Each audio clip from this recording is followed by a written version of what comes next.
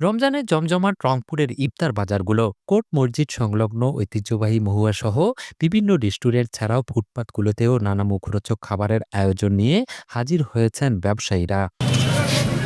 রমজানের সপ্তম দিনে নগরীর বিভিন্ন স্থান ঘুরে দেখা যায় আলুর চপ, বেগুনি, পেঁয়াজি, চিকেন চপ, বোরহানি চিকেন ফ্রাই, তেহারি, বুন্দিয়া, ছোলা বুট, জিলাপি, কাচ্চি বিরিয়ানি, হালিম, শাহি জর্দা, মুরগি, মুসাল্লাম, খাসির রান, খোল সহ নানান ধরনের ইফতার আইটেমে ঠাসা ইফতার বাজার।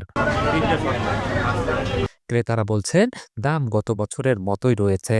আমি হোমমেড ইফতারটাই বেশি খাই। তারপরও মাঝে মাঝে যে হালিম নিয়ে যাই, আবার হচ্ছে একটু এটা ওটা নিয়ে যাই, বুন্দিয়া, বুট, জিলাপি এগুলো।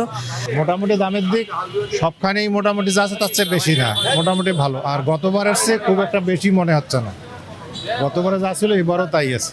এখন স্বাস্থ্যসম্মত যদি দেখতে যান তাহলে তো সরকারি মনিটরিং আমাদের প্রিয় তেল দিয়ে করতেছে কিনা এটা তো আমরা দেখতে পারবো না। এরা তো ভিতরে করতেছে, সামনে বিক্রি করতেছে, আমরা তাই কিনতেছি।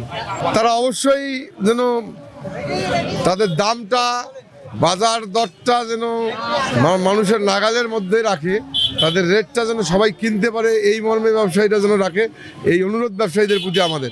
স্বাস্থ্যসম্মত এখন কতটুকু একটা ওনারাই ভালো বলতে পারবে। আমরাই তো যা দেখতেছি খোলাই, এখন পাশে রাস্তা ধুলাবালি তো হচ্ছেই অনেক।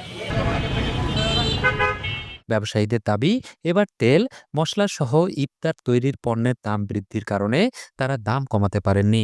তারপরও গতবারের মতো দাম রেখেছেন তারা। কাস্টমার ছাড়া বেশ ভালো আল্লাহর রহমতে ইফতার হ্যাঁ আছে রোজাদাররা যারা আছে ভালো ইনশাল্লাহ, কিন্তু কুলায় উঠতে পারছি না, খুবই ওই কাঁচামালের দাম অতিরিক্ত বেশি।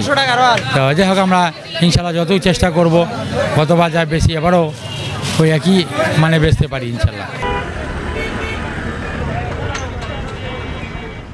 আগামী দিনগুলোতে আরও ইফতার বাজার জমে উঠবে বলে মনে করছেন ব্যবসায়ীরা। জুলফিকার জুয়েল, বায়ান্নর আলো, রংপুর।